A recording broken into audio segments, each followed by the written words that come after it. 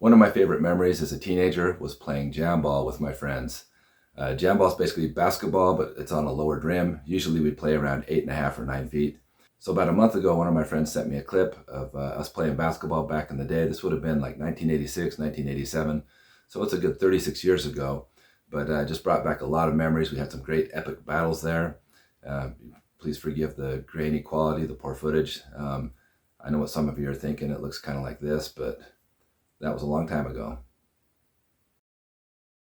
When I attended dunk camp last June, one of the things I learned is that these amazing professional dunkers will often practice on lower rims so they can work on their technique, so they're not always doing these on 10 feet. And so that's something I thought I haven't done for a long time, so I thought I would go back to my stomping ground since I'm here in the US now and try out some of these dunks. And after 5 minutes of doing this, one thing that I realized is the spirit is willing, but the flesh is weak.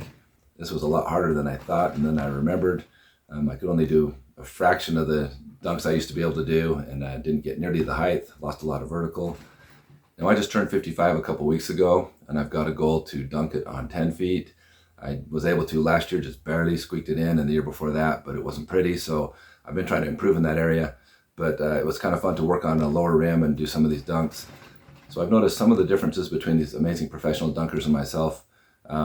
Besides obviously the age, they're a lot younger and their vertical jump is a lot higher, and their commitment level, their belief, their determination, their hard work, and basically their practicing. That's something I haven't done for a long time.